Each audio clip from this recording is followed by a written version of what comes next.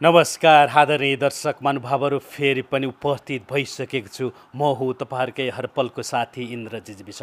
हामीले यस कार्यक्रममा विभिन्न व्यक्तित्वहरूसँग कुराकानी गर्दै आइरहेका छौँ र आज चाहिँ हामीले नेपाली चलचित्र क्षेत्रका एकजना नायकलाई अतिथिको रूपमा निम्ताएका छौँ। देश अहिले पछिल्लो समय सङ्क्रमण कालमा गुज्रिरहेको अवस्थामा नेपाली भूभाग मिचिएको सम्बन्धमा देशभित्रबाट विरोध भइरहँदाखेरि सरकारले के गर्दैछ र कलाकारहरू यसको लागि कतिको आवाज उठाइरहेका छन्। यसको अलावा अर्को हामी एमसिसीको पनि कुरा गर्दैछ, जुन अमेरिकाले लगानी गर्ने भनिएको एमसिसी अहिले जनस्तरबाट विरोध भइरहेको छ भने यो विषयमा चाहिँ उहाँको आफ्नो विचार के छ, उहाँको अभिमत के छ, उहाँको आफ्नो धारणा के छ, यो विषयमा हामी जोड्नेछौँ। यति बेला चाहिँ मेरो अतिथि सञ्जय खतिवडालाई कार्यक्रममा स्वागत गर्न चाहन्छु। सञ्जय सर, यहाँलाई स्वागत छ। Thank you. अहिले देश लकडाउनको अवस्था छ हैन, जनजीवन अस्तव्यस्त छ।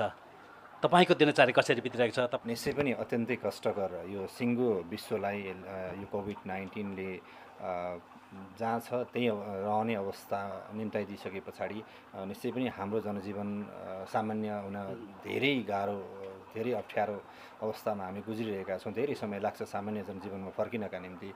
यो बिचमा अब धेरै सङ्घर्षका समयहरू, धेरै कठिनाइहरू छन्। त्यही कठिनाइहरूसँग जुझ्दै, त्यहीसँग रमाउँदै अब त यो बानी नै परिसक्यो। हामीहरू चाहिँ घरबाट बाहिर निस्किन मिल्दैन, सँगसँगै आफ्ना आवश्यकताहरूका निम्ति पनि केही सङ्घर्ष गर्ने अब बानी परिसक्यो। हेर्नुहोस्, यहाँ त भर्खरै लायन्स क्लबको अध्यक्ष पनि हुनुभएको छ होइन? हो, यहाँलाई बधाई पनि। Thank you so much. तपाईँको यो टेलिभिजन परिवारलाई थ्याङ्क यू सो मच। जस्तै अहिले पछिल्लो समयमा देशको सिमाना मिचिरहँदाखेरि कलाकारहरू पनि थुप्रै बोलिरहनु भएको छ। यो विषयमा तपाईँको धारणा के भन्नुहुन्छ? जसरी लिपुलेख मिचिएको छ यो सन्दर्भमा। हेर्नुहोस्, हामी जहाँ जे गरे पनि सर्वप्रथम हामी नेपाली हौँ। सबैभन्दा पहिलो दायित्व भनेको आफ्नो देशको रक्षाको निम्ति हामीहरू चाहिँ देशलाई अप्ठ्यारो पर्दा त्यसको रक्षाको निम्ति, स्वाभिमानको रक्षाको निम्ति हामी अग्रपङ्क्तिमा उभिने एक नागरिक, सामान्य नागरिकको दायित्व हो। हेर्नुहोस्, त्यसमाथि यहाँले भनिहाल्नुभयो हामीहरू कलाकार हौँ। हामीहरू कलाकार यस अर्थमा हौँ, हाम्रो बोली सबैभन्दा पहिला समाजले चाहिँ पचाउँछ, समाजले रुचाउँछ। सबैभन्दा पहिला हाम्रो बोली चाहिँ समाजमा स्थापित हुन्छ। त्यो मान्यताले गर्दाखेरि सबैतिरबाट चाहिँ हामीहरूको त्यो ओपिनियन, हामीहरूको धारणा के छ, हामीहरूको कस्तो चाहिँ त्यसमा सक्रियता छ भन्ने कुरा जान्नु, त्यो जान्न चाहनु आम सर्वसाधारणको एउटा दैनिकी जत्तिकै हो। हेर्नुहोस्, तपाईँको आफ्नो धारणा चाहिँ ठ्याक्कै भन्नुपर्दा के छ? लिपुलेख कालापानी नेपालको हो, यसमा कहीँ कतै दुविधा छँदै छैन।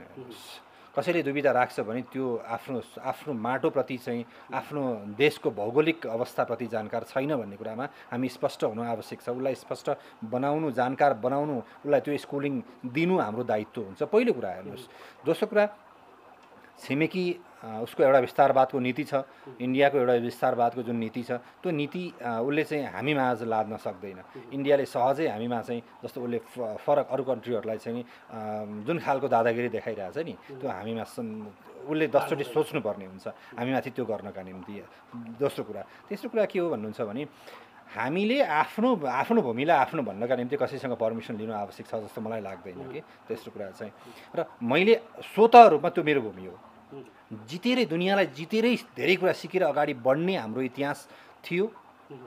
बिचमा स्कुलिङ हाम्रा नेताजीहरूको जो जतिलाई हामीले नेता बनाएर यहाँसम्म ल्याइसक्यौँ नि, त्यो नेता बनाउने क्रममा हामी कहीँ कतै चुक्यौँ कि त्यो भन्ने होइन, स्पष्ट रूपमा हाम्रो चुकाइ हो त्यो। हामीले धेरै व्यवस्थाहरूलाई प्रयोग गऱ्यौँ।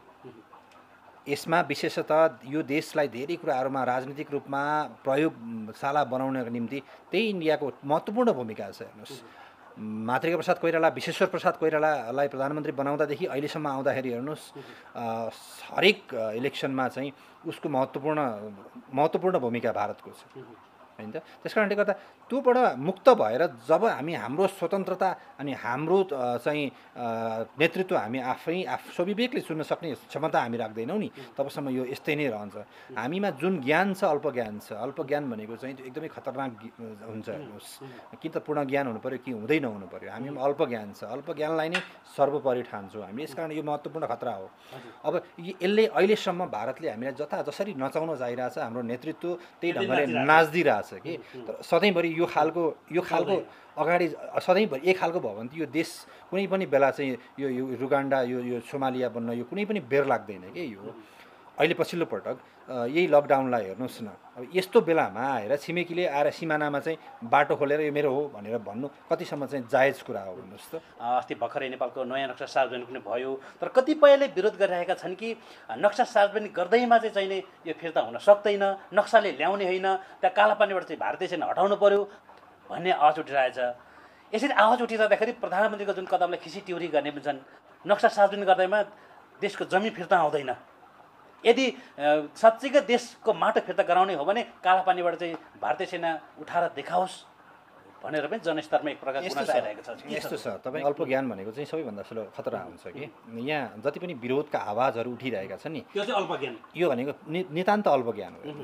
यो सुगौली सन्धि तपाईँको चाहिँ 1618मा भएको सुगौली सन्धि पछाडि आएर तपाईँको 2018 सालमा राजा महेन्द्रले पनि एउटा सन्धि गरेकै हो नि त, महाकाली सन्धिमा। राजा 2018 सालमा पनि एउटा अर्को सन्धि त भएकै छ नि चीनसँग चाहिँ यही कालापानी लिपुलेकको विषयलाई लिएर होइन त।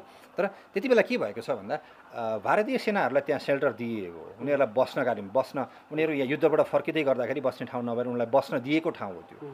बस्न दिँदै गर्दा उनीहरूको भूमि नै तिमीहरूको हो, तिमीहरू सधैँका लागि बस्न पाउँछौ भनेर कहीँ कतै पनि उल्लेख भएको कुरा होइन र दिएको कुरा पनि होइन।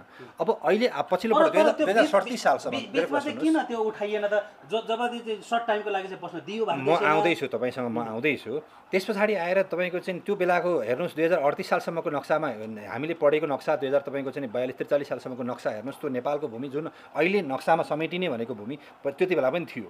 तर बिचमा जुन खालको यो गण्डक सम्झौता स्वर्गीय प्रधानमन्त्री गिरिजाप्रसाद कोइरालाले आएर चाहिँ तपाईँको महाकाली सन्धि गर्नुभयो, महाकाली सन्धि गर्दै गर्दा त्यो सन्धि पछाडि आएर त्यो ठाउँ बेचिएको हो। स्पष्ट रूपमा हेर्नुहोस्, नेपाली कङ्ग्रेसको तत्कालीन प्रधानमन्त्री रहँदा त्यो ठाउँ बेचिएकै हो। नेपाली काङ्ग्रेस सरकारले हो, त्यति बेला आएर त्यो ठाउँ बेचिएको नेपाली काङ्ग्रेस सरकारले हो। स्वर्गीय गिरिजाप्रसाद कोइरालाले त्यो ठाउँ बेचेको ठाउँ हो त्यो। तर बेच्दा के कन्डिसन राखेर बेची भन्ने कुरा त खुलासा छैन हो। त्यति बेलासम्म त यो नक्सा त हामीसँगै थियो नि त। त्यति बेलासम्म त्यो पुच्छर नक्साको जुन लिपुले कालापानी भएको पुच्छर त तपाईँ हामीले पढेकै नक्सा त हो नि। तर त्यो त अनुमानित 2030 साल भन्दा पछाडिको नक्सामा थिएन। 2038 सालसम्मको नक्सामा छ त्यो। 2038 सालसम्मको नक्सा थियो। त्यो 38 सालदेखि तपाईँको चाहिँ अहिलेसम्म आएर त्यो नक्सा हटाइयो नि त। त्यो त प्रजातन्त्र आइसके पछाडि नै भएको त्यो नक्सा हटाइएको हो नि त। त्यसका लागि त तपाईँको अहिले गणतन्त्रसम्म कोर्नुपर्ने अवस्था रहेछ नि त होइन त हो। त्यति बेलाको ल्याकिङले गर्दाखेरि, त्यति बेलाको चाहिँ तपाईँको असक्षम नेतृत्वले गर्दाखेरि हामीले अहिले आएर यो आवाजलाई अझै पनि यो आवाज जति समेटिएर आउनुपर्ने आवाज आएको त छैन। तर यो आवाज केहीसम्म चेतनशील आवाज चाहिँ हो, फेरि त्यो अर्थमा स्वीकार्नुपर्छ। भन्दै हुन्थ्यो नि जति पनि यी चुच्चे नक्सा निस्क्यो त्यसका विरोध गर्नेहरू चाहिँ अल्पज्ञान भन्दै हुन्थ्यो। भनेपछि आज जति पनि शान्ति सञ्जाललाई विरोध गर्नेहरू तपाईँको नजरमा अल्पज्ञानी? यो त अल्पज्ञान हो। त्यो विरोध गर्ने त त्यो चाहिँ के हो भन्नु होला भने यो विरोध गर्दा म अगाडि आउँछु, यो विरोध गर्दा म चाहिँ जान्ने सुन्ने बन्छु भनेर मात्रै विरोध हो कि यसको। यो त हो, यो बाहिर यो जान्ने सुन्ने बन्नका निम्ति गर्ने विरोध हो। हेर्नुहोस्, यो विरोध गरेर तपाईँको चाहिँ नक्सा फिर्ता आउने होइन। नक्सा फिर्ता त्यति बेला आउँथ्यो जति बेला चाहिँ तपाईँको सम्माननीय प्रधानमन्त्री केपी ओलीले चाहिँ यो नक्सामा कुनै पनि अर्थमा त्यो बाटो अहिले अस्ति तपाईँको चाहिँ मानसरोवर जाने बाटो नखुल्दासम्म त यो कसैले विरोध गरेको थियो? बाटो 18 वर्ष अगाडिदेखि खनिदिई राखेका थियो। तर ग्रेटर नेपालले त विरोध गरेको थियो नि योभन्दा अगाडि पनि भारतीय एम्बासीमा धरना दिएको थियो। सुन्नुहोस्, ग्रेटर नेपालको इतिहास मलाई राम्रोसँग थाहा छ। कुन माइकल लालले अहिले ग्रेटर नेपाल आवश्यक छ र ग्रेटर नेपाल बनाउन सक्ने क्षमता राख्ने कुन माइकल लाल छ? अगाडि लिएर आउनुहोस् त, म कुरा गर्न तयार छु। ग्रेटर नेपाललाई आवाज उठेको मैले भनिनँ अघि नै। 18 वर्षदेखि तपाईँको चाहिँ त्यो बाटो खन्दै गर्दा, मानसरोवर जाने बाटो लिपुले कालापानीबाट खन्दै गर्दाखेरि त्यो ग्रेटर नेपाल कहाँ थियो? यी अहिलेका यी आवाजहरू कहाँ थिए? तर इन्डिया चाइना जबकि व्यापारी सम्झौता भयो लिपुलेखमा, त्रिदेशीय एउटा व्यापारिक सम्झौता भयो, त्यसका चाहिँ ग्रेटर नेपालले आवाज उठाएका यो चाहिँ देशको हाम्रो हित विपरीत छ, यो सम्झौता हुनु हुँदैन, खारेज हुनुपर्छ भनेर एक प्रकार आवाज उठेको नि। त्यही ग्रेटर नेपाल अहिले के भनिरहेछ भन्नुहुन्छ भने त्यही ग्रेटर नेपाल संयोजकजीहरू अहिले के भन्दै हुनुहुन्छ भन्दा त्यो चाहिँ त्रिपक्षीय छलफल गरेर यो बाटो बनाएको भए, खनिएको भए विवाद रहित हुन्थ्यो। त्यो चाहिँ मनिषा कोइराला अन्तिमपटक मनिषा कोइरालाले चाहिँ त्रिदेशीय छलफलबाट चाहिँ यसको समाधान निकाल्नुपर्छ भन्दाखेरि चाहिँ इन्डियामा खाती इन्डियाकै गाती चाइना कि इन्डियाले त्यही इन्डियन मिडियाहरूले त्यही भने होइन त। अब ग्रेटर नेपाल त्यति बेला कहाँ थियो? जति बेला त्रिपक्षीय चाहिँ तपाईँको चाहिँ छलफलबाट चाहिँ त्यो बाटो खनिनु पर्थ्यो, त्यो बाटो तिनटै मुलुकका लागि हितमा हो, तर उपयोग चाहिँ बराबरी स्वतन्त्रताको उसमा बराबर राइट्स लिनुपर्छ भन्ने हिसाबमा चाहिँ बोल्दै गर्दा उसले त्यो बाटो हाम्रो नेपालको पक्षमा हुँदै हुँदैन, अहिले चाहिँ यो लिपुले कालापानी हाम्रै पक्षमा हो भन्दा 18 वर्ष त्यो बाटो खन्दै गर्दा चाहिँ ऊ कहाँ थियो ग्रेटर नेपाल बनाउने। त्यस कारणले जे कुरा यथार्थमा हो त्यही कुरा मात्रै बोल्ने र त्यो पूर्ण ज्ञान जेमा छ त्यो कुरा मात्रै बोल्ने बानी एकदमै महत्त्वपूर्ण हुन्छ। र हिजो बिग्रेकै हो सिस्टम, हिजोका चाहिँ शासकहरूले त्यो सिस्टम बिगारेकै हुन्, त्यो नक्सा हटाएकै हुन्। नक्सा हटाइएको भूमि त जहाँको त्यहीँ छ नि त।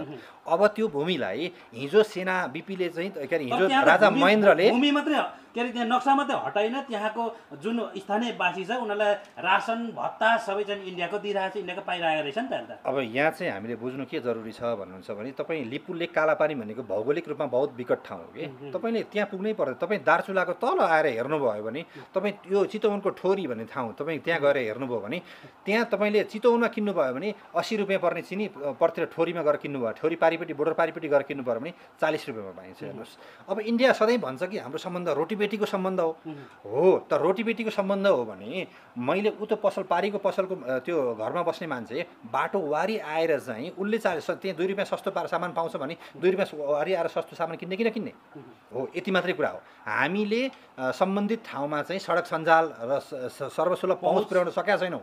त्यस कारणले उनीहरू जहाँ पहुँच छ त्यो पहुँचको चाहिँ प्रयोग गर्न मात्रै बाध्य भएका हुन्। उनीहरूले चाहिँ बोर्डरमा बसेको चाहिँ नि एसएसबीको धम्की, तपाईँको त्यसको चाहिँ त्रासदी, त्यस कारणले गर्दा बिचराहरू बाध्य। त्यो बोर्डरको मान्छे कति पिल्सिएको होला भन्नुहोस् त। यहाँ बसेर तपाईँसँग मैले यो क्यामेरा कराइरहँदाखेरि त्यो मान्छे कति पिल्सिएको होला। मैले यहाँ बोल्ने आवाजले त्यो मान्छेलाई कति पीडा दिइरहेको होला भन्नुहोस् त। मैले, मेरो सरकारले, मैले, मेरो देशले, मैले, मेरा जनताले, मैले, हामी दाजुभाइ दिदीबहिनीहरूले त्यो बाटो बनाउनका निम्ति कुनै दिन आन्दोलन गरेका छौँ माइती घरमा भन्नुहोस् त।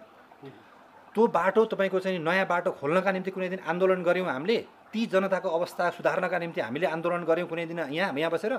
अहिले हामी आन्दोलन के का लागि गरिरहेछौँ भन्दा मलाई पनि सत्ता चाहियो, तिमीहरूले चाहिँ लुटेर खायो, मलाई पनि लुट्न चाहियो, यति मात्रै हो यो विरोध भनेको चाहिँ। जस्तै सञ्जयजी, यो बाटो तपाईँको अहिले तत्काल आएर खनिएको होइन, फुमन्तर गरेर चाहिँ यो बाटो 82 किलोमिटर जाँदैको छडी हो। त्यो वर्षौँ अगाडिदेखि खनेको बाटो हो। अनि प्रधानमन्त्री केपी शर्मा ओली योभन्दा अगाडि पनि प्रधानमन्त्री हुनुभएको हो, तर त्यति बेला आवाज उठेन। अब यो चाहिँ अलिकति सरकारी संयन्त्रहरूको लाचारी, नेपालमा भने नेपाल भनेको चाहिँ यही काठमाडौँ मात्रै हो कि भन्ने बुझ्ने जुन संयन्त्र छ नि, यो संयन्त्रको कारणले गर्दा यहाँनिर चाहिँ प्रब्लम भइरहेछ। किनभने तपाईँको ब्युरोक्राट्सलाई, स्पेसली तपाईँको नेपालको खुफिया एजेन्सीलाई आफ्नो देश कहाँ के भइरहेछ भन्ने थाहै छैन कि। खुफिया एजेन्सीको खुफिया के कामका लागि भन्दा यहाँमा तपाईँको चाहिँ कुन चाहिँले कति पैसा कमायो, कुन चाहिँले के गर्यो, को के गर्दैछ, यहाँको लागि मात्रै केन्द्रित भयो। यो खुफियालाई आफ्नो बोर्डरको लागि या तपाईँको चाहिँ विदेशीहरूको एक्टिभिटीको लागि त्यो खालको चाहिँ एक खालको ट्रेनिङ दिएर उनीहरूलाई चाहिँ सुविधा सम्पन्न बनाएर हामीले प्रयोग गर्न नसकेकै हो। त्यसैको प्रत्युत्तर, त्यसैको चाहिँ तपाईँको रिटर्न्स के हो भन्नुहुन्छ भन्दा प्रधानमन्त्री समक्ष कुनै पनि ब्युरोक्राट्सबाट चाहिँ राम्रोसँग रिपोर्टिङ नहुनु। प्रधानमन्त्री भनेको जो मान्छे प्रधानमन्त्री बन्छ नि त्यो मान्छे भनेको समाजबाट एक्लो मान्छे हो। हेर्नुहोस्, उसले कुनै पनि कुरा थाहा हुँदैन, तर देशको सम्पूर्ण गतिविधिहरू त रिपोर्टिङ त प्रधानमन्त्री कहाँ गर्नुपर्ने हो नि त। अब विगतदेखि के भयो भन्दा प्रधानमन्त्री राष्ट्रवादी नै हुनुहुन्छ त। यो प्रधानमन्त्री राष्ट्रवादी हुनुहुन्छ भनेर म 100% प्रधानमन्त्री राष्ट्रवादी देख्दिनँ कि। म सामान्य जनताको आँखाबाट हेर्दा प्रधानमन्त्रीलाई 100% राष्ट्रवादी देख्दिनँ प्रष्ट रूपमा। तर प्रधानमन्त्रीमा राष्ट्रवादी बन्ने एउटा लक्ष्य चाहिँ छ। त्यो लक्ष्य अनुसार नै जनताले विरोध गरिसके पछाडि उहाँले त्यो भावनालाई एडजस्ट गर्नुहुन्छ क्या। जनताले विरोध गर्नुभन्दा पहिल्यै त्यो भावना उहाँले त्यो कुराहरू समसामयिक कुराहरूलाई एडजस्ट गर्न सक्नुभएको भए नितान्त मेरो प्रधानमन्त्री चाहिँ राष्ट्रवादी हुनुहुन्छ, उहाँले राष्ट्रका हितकै निम्ति गर्नुहुन्छ भनेर ठोक्वासहित हमलाई उठाएर बोल्न सक्थेँ। तर विरोधका बावजुद बल्ल करेक्सन भएर आउँदाखेरि चाहिँ मेरो प्रधानमन्त्रीको पनि इच्छा चाहिँ के छ है भनेर त्यो जनताले अलिकति धकधकाएर धर्मर आएर बोल्ने एउटा तपाईँको चाहिँ त्यो तुस चाहिँ रहिरहेको छ क्या। तर धेरै सामाजिक सञ्जालहरूमा त प्रधानमन्त्री धेरै हँस्यले ठट्यौली मात्रै गर्नुहुन्छ भनेर पनि एक प्रकारको उहाँलाई त्यस्तो आरोपहरू लगाइरहनु भएको छ?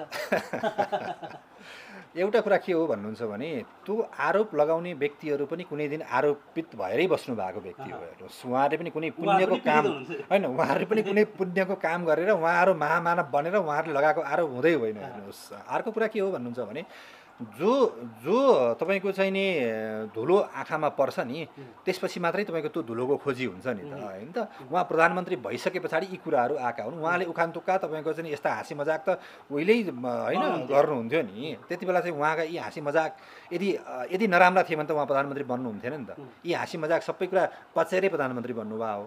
उहाँ तपाईँको चाहिँ टपक्कै टिपेर आएर प्रधानमन्त्री कसैले बनाएको त होइन।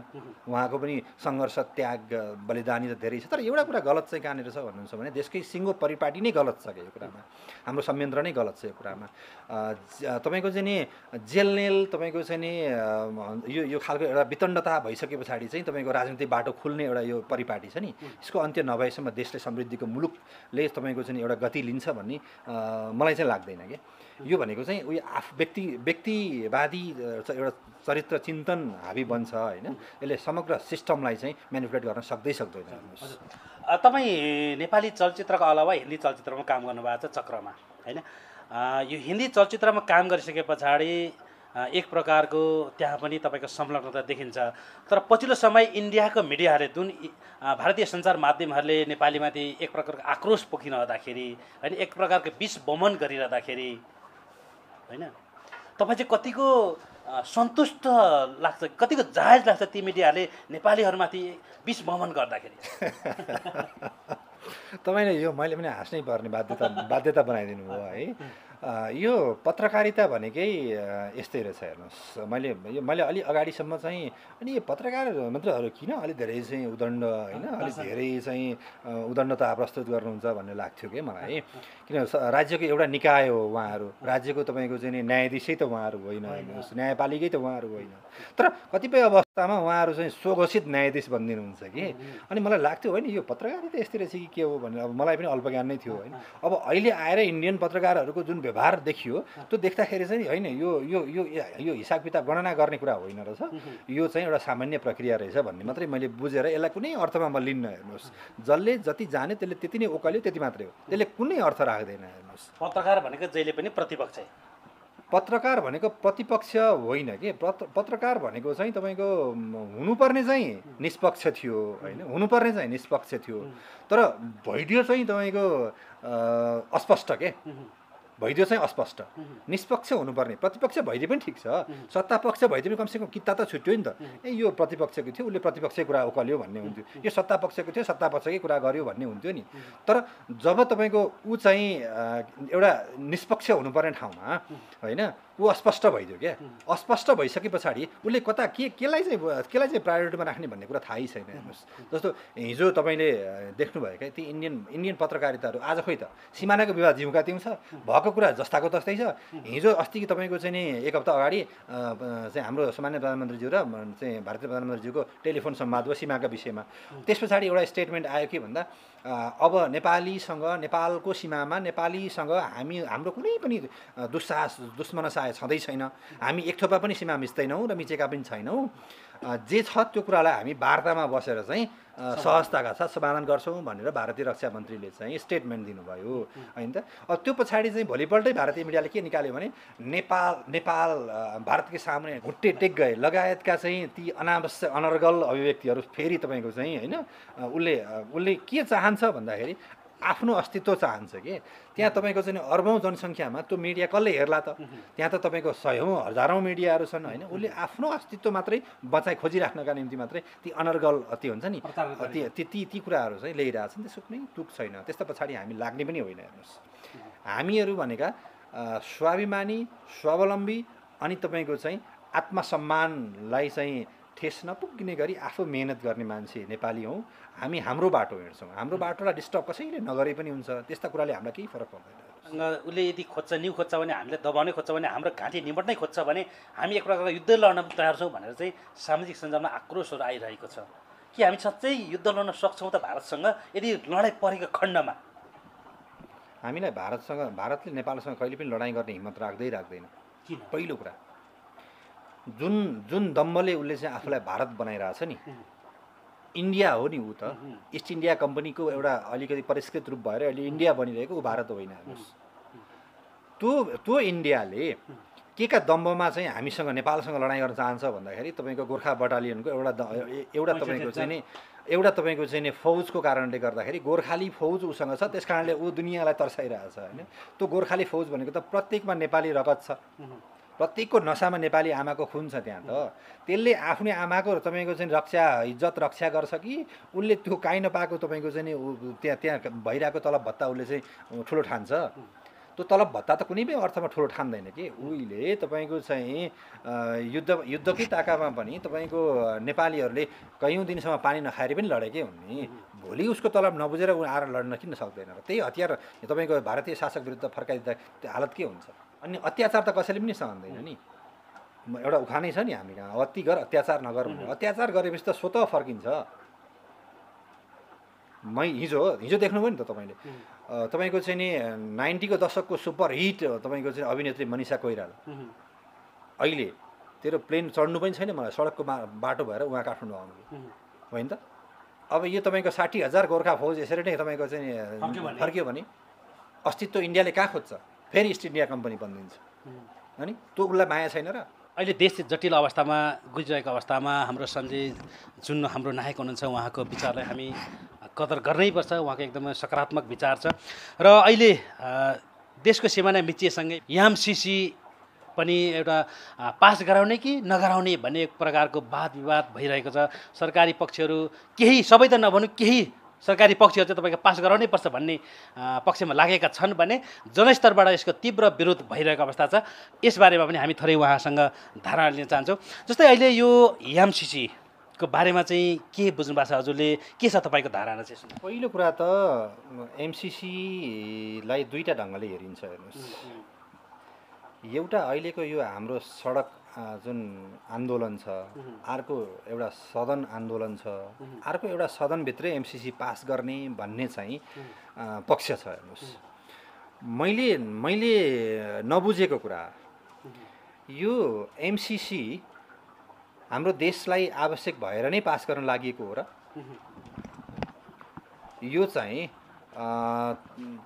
58 अर्ब पैसा नेपाललाई, त्यो पैसा भएर मात्रै नेपाल विकसित हुने भनेर चाहिँ पास गर्न लागि हो र? पहिलो कुरा। दोस्रो कुरा, जसले विरोध गरेर बसिराख्नु भएको छ उहाँहरूले चाहिँ एमसिसीको पूर्ण पाठ पढ्नु भएको छ।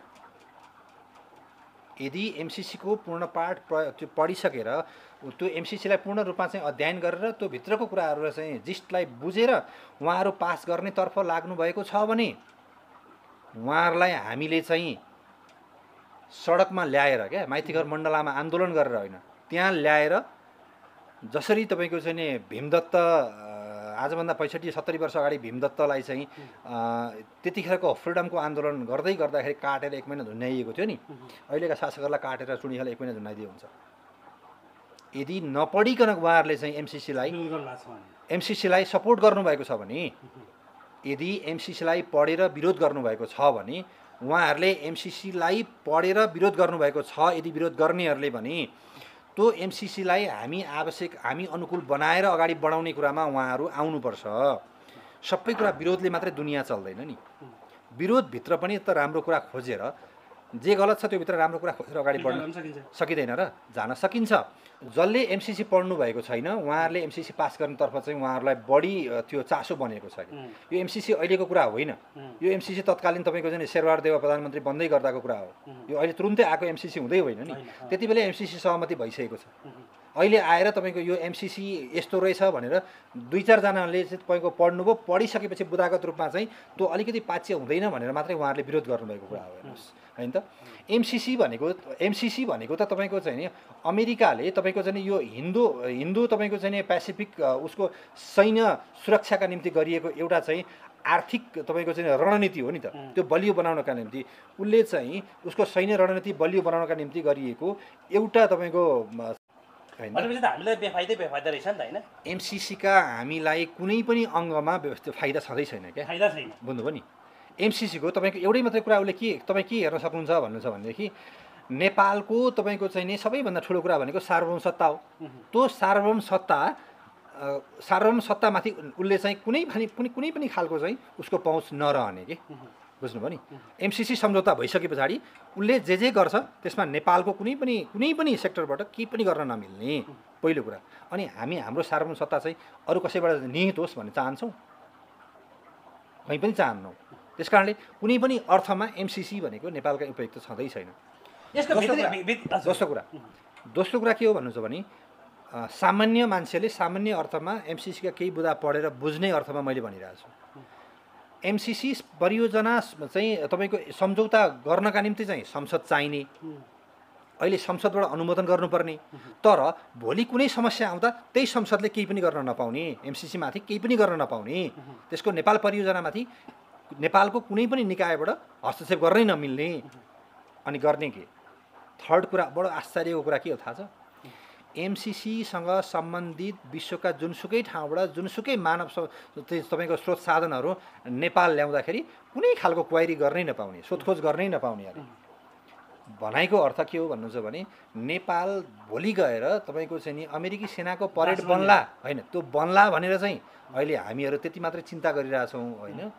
यदि एमसिसी सम्झौता भएर त्यसको केही समय पछाडि नेपाल तपाईँको आतङ्कवादी सङ्गठनको चाहिँ यो प्रयोग अर्को चाहिँ त्यो जुन अखडा हुन्छ नि, त्यो अखडा बन्यो भने जिम्मेवार को हुन्छ? अमेरिकी सेना हुन्छ? हुँदैन। नेपाली सेना हुन्छ? हुँदैन। नेपाल सरकार हुन्छ? कोही पनि हुँदैन। भनेपछि यो त डिजाइन केका लागि हो भन्दाखेरि अहिले त अमेरिकी सेनाका निम्ति मात्रै एमसिसी आवश्यक हो भनेर भनिँदैछ, तर त्यो सँगसँगै आतङ्कवादी सङ्गठनहरूका निम्ति बहुत सजिलो तपाईँको चाहिँ एमसिसी परियोजना नेपालका निम्ति चाहिँ भित्रिँदैछ। तर एमसिसी त विश्वको धेरैवटा देशमा रहेछ नि त, त्यहाँ त्यस्तै छन् र। एमसिसी जुन देशहरूमा थिए ती देशहरूको हालत यहाँहरूले अहिले मैले भन्दा धेरै यहाँहरूले अहिले अनुसन्धान होइन चाहिँ गर्नुभयो होला, विश्लेषण गर्नुभयो होला, मैले भनिराख्नु आवश्यक नहोला। अहिले अफगानिस्तान जस्तो देश आएर चाहिँ कस्तो बनिसक्यो, तपाईँको चाहिँ त्योभन्दा धेरै अफ्रिकन मुलुकहरू चाहिँ अहिले किन हालतमा पुगिसक्यो होलान् एमसिसी चाहिँ परियोजना पारित गरेर। इभन के इन्डियाले एमसिसी परियोजना पारित गर्न सकेको छ? श्रीलङ्काले म पारितै गर्दिनँ भन्यो एमसिसी परियोजना, सहज भएको भए उसले गर्दैन थियो होला। तर इन्डिया के चाहन्छ भन्दा आफ्ना छिमेकी सबै मुलुकहरूबाट एमसिसी पास गराइसकेर अनि बल्ल ऊ आफू कहाँ ल्याउन चाहन्छ, त्यो चाहिँ आफूको अनुकूल बनाएर। भने के त्यसले हामीलाई नेपालको विकासमा चाहिँ त्यसले भूमिका खेल्ला? मलाई त लाग्दैन होइन। सिङ्गो नेपाललाई त्यसको कुनै मतलब छैन। तपाईँको चाहिँ 54 अर्ब पैसा हामीले चाहिँ कुनै पनि मित्र राष्ट्रसँग हामीले चाहिँ माग्यौँ डोनेसन भने पनि त्यो दिन सक्ने अवस्था मित्र राष्ट्रहरू छन्। हाम्रा मित्र राष्ट्रहरूले त्यो दिन सक्छन्। हामी विकासै गर्ने हो भने होइन, हाम्रा स्वार्थको निम्ति हामी देशै तपाईँको चाहिँ बन्द राख्ने हो भने त भन्नु केही छैन। स्पष्ट रूपमा टु दि पोइन्ट। सबैभन्दा आपत्तिजनक कुरा के छ भन्नुहुन्छ भने अमेरिकाको तपाईँको रक्षा र तपाईँको चाहिँ राष्ट्रिय सुरक्षा नीतिमै स्पष्ट के भनिएको छ भन्दा यो चाहिँ राष्ट्रिय सुरक्षा र तपाईँको चाहिँ नै उसको नीतिको आधिकारिक दस्तावेजले नै एमसिसीको राष्ट्रिय सुरक्षा हितको लागि भनेर चाहिँ प्रष्ट रूपमा लेखेको छ क्या, बुझ्नुभयो नि। उसको आफ्नो सुरक्षा नीतिलाई नै भनेर प्रष्ट पारेको छ। हेर्नुहोस्, अर्को कुरा के हो भन्नुहुन्छ भने अमेरिकी सरकार र मन्त्रीहरूको तपाईँको चाहिँ नि यो हिन्द प्रशान्त क्षेत्रीय सुरक्षा रणनीतिको महत्त्वपूर्ण भाग हो भनेर पटक पटक उनीहरूले स्टेटमेन्ट दिनै सकेका छन्। त्यसमा पनि तपाईँको चाहिँ अस्ति एकचोटि हाम्रो अमेरिकी नेपालका लागि अमेरिकी राजदूतले चाहिँ भनेका थिए यो चाहिँ तपाईँको चतुर्यपूर्ण के, यसमा चलाखी केही पनि छैन। यो चाहिँ तपाईँको के अरे एमसिसी सम्झौता सैन्य कम्पोनेन्ट होइन भनेको थियो नि के उसले, बुझ्नुभयो नि। यो उनीहरूको चाहिँ विदेश नीति यस्तो छ, रक्षा नीति यस्तो छ, तर आएर चाहिँ तपाईँको राजदूतले हाम्रो यसमा कुनै कम्पोनेन्ट छैन भन्छ कि, बुझ्नुभयो नि। त्यस पछाडि आएर अब बुँदा नम्बर 1 मा हामीले बुझ्ने कुरा, नेपालीले बुझ्ने कुरा एमसिसीको विषयमा के नेपालको संसदले एकपटक सम्झौता अनुमोदन गरेपछि संसदको काम सकिन्छ। त्यसपछि यसमा कुनै पनि खालका फेरबदल संशोधन वा कुनै पनि कार्य संसदको कुनै पनि गरी गर्न मिल्दैन, पहिलो कुरा। अनि अहिले जे कुरा छ त्यो पढ्दै नपढिकन हिजो सम्झौता गरियो, पोलिटिकल तपाईँको चाहिँ एउटा सम्झौता गरियो पोलिटिकल लेभलमा। अब अहिले आएर त्यसलाई जनतासँग चाहिँ संसदमा अनुमोदन गराउन खोजिँदैछ। दोस्रो कुरा के हो भन्छ भने एमसिसी सम्झौतासँग नेपालको कुनै कानुन बाजीमा नेपालको कानुन स्वतः निष्क्रिय रहनेछ, यस्तो पनि दुनियाँमा कहीँ हुन्छ? एउटा सार्वभौम मुलुकको कानुनसँग त्यो एउटा सामान्य प्रोजेक्टको कानुन बाजी हो भने त्यो स्वतः देशको कानुन चाहिँ तपाईँको निष्क्रिय हुने भन्ने हुन्छ?